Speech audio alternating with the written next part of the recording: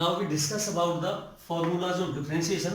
सबसे पहले जब तक आप डिफरेंशिएशन और इंटीग्रेशन के फॉर्मूलाज अंडरस्टैंड नहीं करोगे, आपके माइंड के अंदर सेट नहीं होंगे, आप इसकी काइनेमेटिक्स की न्यूमेरिकल प्रॉब्लम सॉल्व नहीं कर सकते। तो सबसे पहले हम इंटीग्रेशन डिफरेंशिएशन के फॉर्मूला को इंट्रोड्यूस कराते हैं आपसे। हालांकि ये दोनों मैथमेटिक्स के टॉपिक है, लेकिन फिर भी जो फिजिक्स में इंपॉर्टेंस रूल यूज होते हैं उनको डिस्कस करते हैं सबसे पहले। तो सबसे पहले लेते हैं बेटा हम डिफरेंशिएशन में, let us suppose d over dx से रिप्रेजेंट करते हैं डिफरेंशिएशन को। अब x का मतलब क्या है, ये x के टर्म में क्या हो रहा है, डिफरेंशिएट हो रहा है। यदि किसी भी कांस्टेंट टर्म का हम इंटीग्रेशन डिफरेंशिएशन करते हैं तो बेटा उसका डिफरेंशिएशन जीरो रहता है। क्या रहता है, किसी भी कांस्टेंट टर्म का डिफरेंशिएशन जीरो।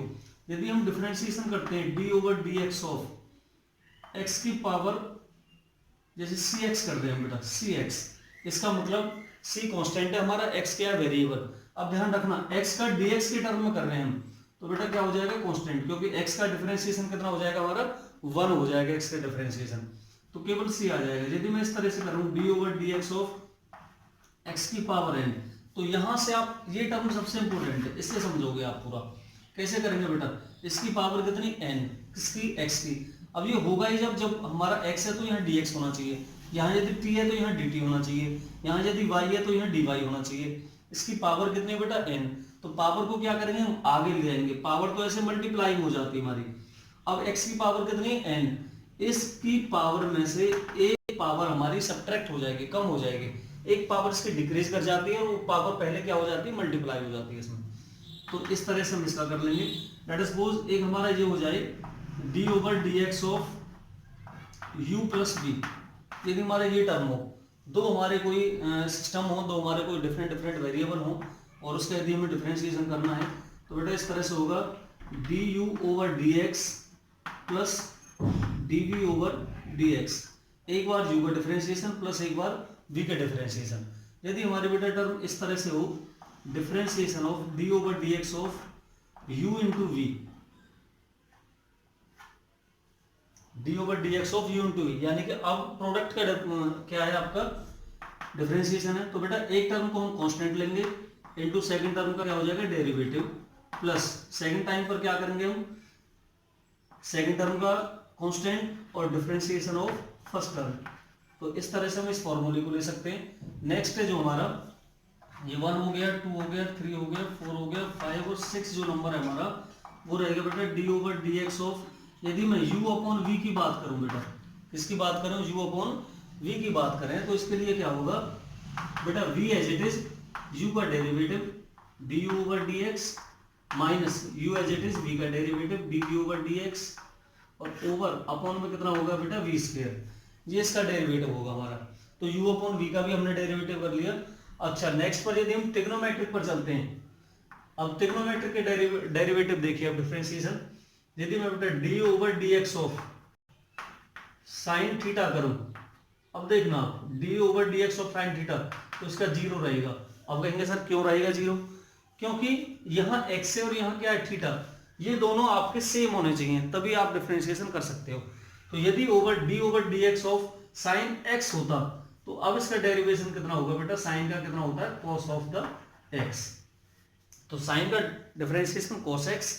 अब आगे किसका लेंगे बेटा हम, 8 नंबर पर d over dx of cos of the x, और cos x का डिफरेंशिएशन उल्टा होता है इसका, minus sine of the x। यदि बेटा 9 पर हम d over dx of the क्या ले हम, tan x लें, तो tan x का डिफरेंशिएशन होता है बेटा secant स्क्वायर x। अच्छा यदि हम tan पर d ओवर dx ऑफ क्या लें, secant x लें, कितना लें बेटा, secant x, तो इसका होता है हमारा secant x into tan x, ये डिफरेंशिएशन होगा। यदि बेटा हम 11 पर d ओवर dx ऑफ कितना लें, cot ऑफ द x लें, तो इसका डिफरेंशिएशन देखिए, जब secant हमारा अच्छा है तो हमारा कोसिकेंट क्या रहेगा, बुरा रहेगा। बुरा का मतलब है कैसा आ जाएगा, नेगेटिव में आएगा, कोसिकेंट स्क्वायर x आएगा, किसका, cot x का। 12 पर हम क्या लेंगे, d ओवर dx ऑफ, अब देखिए हमारा सेकेंट भी आ गया, क्या बचा, कोसिकेंट बचा। यदि हम कोसिकेंट का डिफरेंशिएशन लें तो कितना हो जाएगा बेटा, minus cosecant x into cot of the x। तो ये हमने क्या ले लिया, हमारे ट्रिग्नोमेट्रिक आ गए, ट्रिग्नोमेट्रिक हमने डिफरेंशिएशन। अब लॉग के देख लो आप, यदि हमारा differentiation of D over D x of log x का डिफरेंशिएशन पूछा जाए कहीं तो बेटा 1 ओवर x रहेगा। यदि हम इसकी बात करें D over D x of e की पावर x की बात करें, एक्सपोनेंशियल फंक्शन है ये e की पावर x, तो इसका एज इट इज रहता है, इसमें कोई चेंज नहीं होगा। यदि बेटा 15 पर हम D over D x of कौन सा लें हम D over D x of इस तरह से ले हम e की पावर ax, क्या लें बेटा e की पावर ax, तो क्या हो जाएगा a आगे आ जाएगा और e की power x as it is होगा। तो ये हमारे क्या है 15 लगभग 15 नंबर ऑफ डिफरेंशिएशन फार्मूले हैं, आप इनको ज्यादा से ज्यादा देखिए। अब इसके बाद बात करते हैं बेटा किसकी इंटीग्रेशन फार्मूले की, ऑफ इंटीग्रेशन। अब इंटीग्रेशन में हम सबसे पहले देखते हैं इंटीग्रेशन जस्ट अपोजिट है डिफरेंशिएशन का। देखिए इंटीग्रेशन का मतलब होता है जोड़ना और डिफरेंशिएशन का मतलब होता है बेटा डिफरेंशिएशन का मतलब होता है तोड़ना।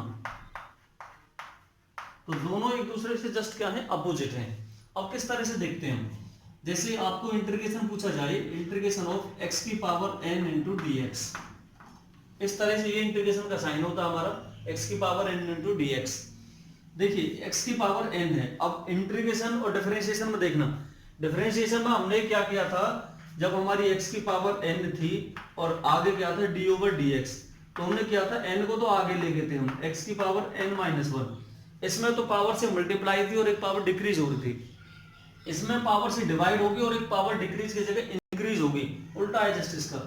तो इसमें क्या होगा बेटा पावर से डिवाइड और एक पावर इंक्रीज होगी। अब इंक्रीज का मतलब क्या है x की पावर n प्लस 1, इंक्रीज तो ये होगी और उतने से क्या हो जाएगा बेटा डिवाइड। तो ये हमारा क्या बोलेगा इंटीग्रेशन, x की पावर एक पावर इंक्रीज कर दो n प्लस 1 और उतने से क्या कर देंगे डिवाइड कर देंगे। दूसरा हमारा चलेगा बेटा यदि हम केवल इंटीग्रेशन ऑफ dx हो, आगे कोई भी वेरिएबल नहीं हो यहाँ पर, तो उसका जो इंटीग्रेशन होगा यदि dx है तो बेटा x ही हो जाएगा। यदि यहाँ पर आपका क्या होता dt होता तो उसका कितना हो जाता t, यानी कि जो भी आपका वेरिएबल है वही आ जाएगा एज इट इज। अब इसके पीछे लॉजिक क्या है, क्या रीजन है, देखिए जब आगे कुछ नहीं है तो हम बेटा 1 मानते हैं और 1 का मतलब क्या है 1 को ले सकते हैं, मैं आगे करके चलता हूँ इसे 1 को ले सकते हैं बेटा हम x की पावर 0 इंटू डी एक्स, क्योंकि किसी की पावर 0 हो वो 1 रहता है। अब इंटीग्रेशन में हम करते क्या है, एक पावर हमारी इंक्रीज होती है उतने से डिवाइड होती है, तो एक पावर इसकी इंक्रीज करो, इंक्रीज करेंगे बेटा x की पावर 0 में एक पावर इंक्रीज कर दी और उतने से क्या कर दिया हमने डिवाइड कर दिया।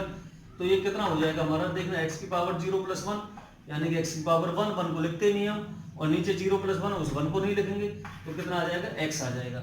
यही कारण है कि dx का कितना होगा x होगा और इंटीग्रेशन ऑफ dt का कितना होगा t होगा। और हम बात करते हैं बेटा थर्ड की, यदि हमारा कोई इस तरह से हो, जैसे हम कह दें कि c इंटू u, जैसे एक हम ये ले लें कि c into u into D x हो जाए, तो क्या होगा बेटा c तो कांस्टेंट है ये तो बाहर आ जाएगा, और क्या होगा integration of u into D x, इस तरह से हो जाएगा इसका इंटीग्रेशन, यानी कि जो हमारी u टर्म है वो क्या चली जाएगी अंदर चली जाएगी। यदि हम फोर्थ इस तरह से लें कि इंटीग्रेशन ऑफ कोई और टर्म हो हमारी, जैसे हम इस तरह से ले लें u प्लस बी वाली टर्म ले लें, u प्लस बी इंटू कितना हो dx हो, तो इंटीग्रेशन में हमारा u इंटू डी एक्स और प्लस कितना होगा बेटा v इंटू डी एक्स हो जाएगा।